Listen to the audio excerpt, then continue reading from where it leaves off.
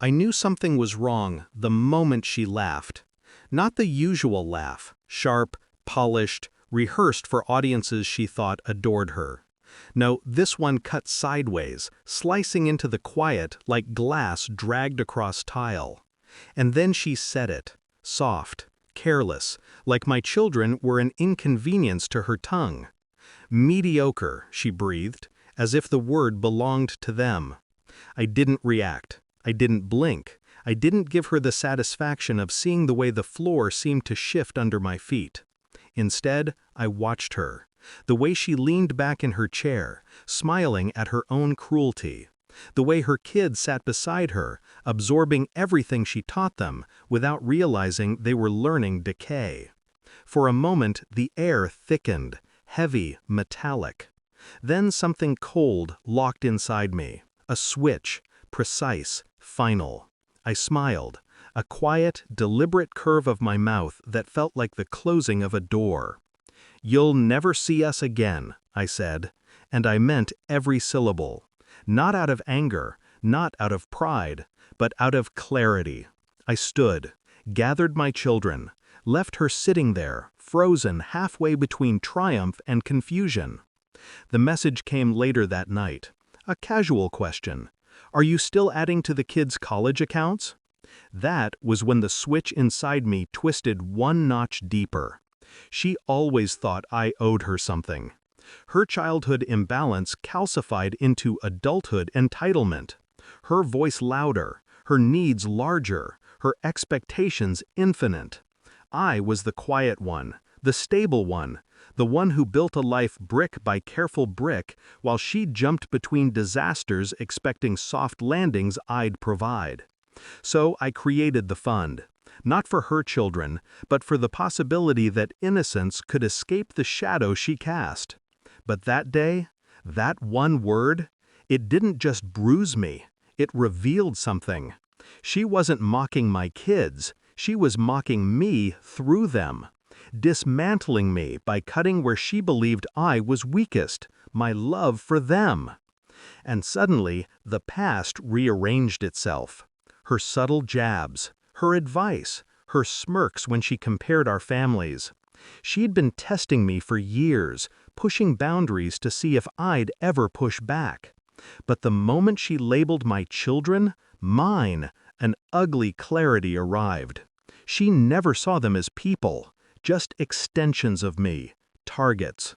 Still, I didn't react. I didn't accuse. I simply watched the pattern unfold in my mind until it formed something undeniable. This wasn't a sister. This was a rival who had finally overstepped. I didn't block her messages. That would have been too easy, too loud. Instead, I answered in short, polite fragments.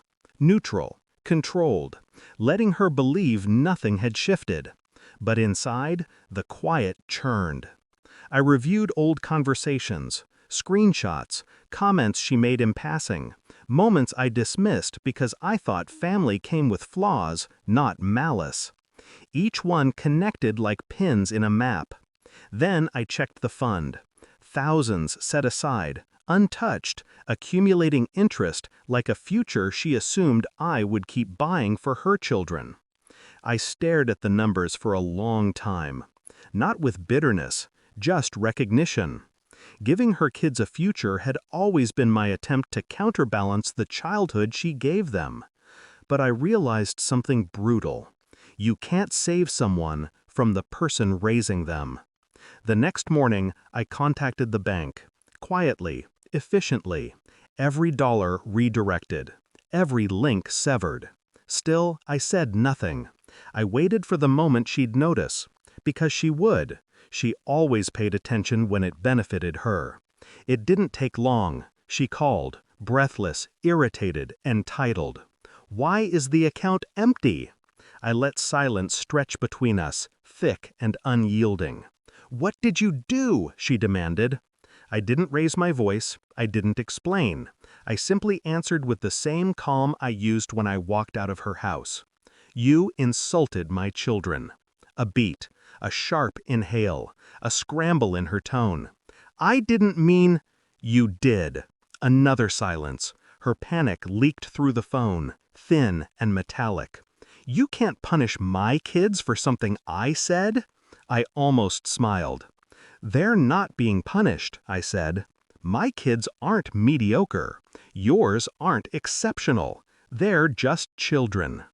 But you," I exhaled slowly, "you taught them to look down on mine." She sputtered, grasping for the version of me she was used to, soft, forgiving, endlessly available. But that person was gone. "You cut them off?" she whispered. "No," I said. "I cut you off." I ended the call before she could respond, blocked her, blocked everything connected to her. A surgical separation. The world didn't shift. The house didn't tremble. My heart didn't ache. It was quiet, clean. My children slept peacefully that night, unaware of the line I'd drawn in the dark for them. And as I stood in the hallway watching them breathe, I realized something simple and absolute. Some betrayals don't require anger, just acknowledgement, and a door closing for the last time. My sister taught me that.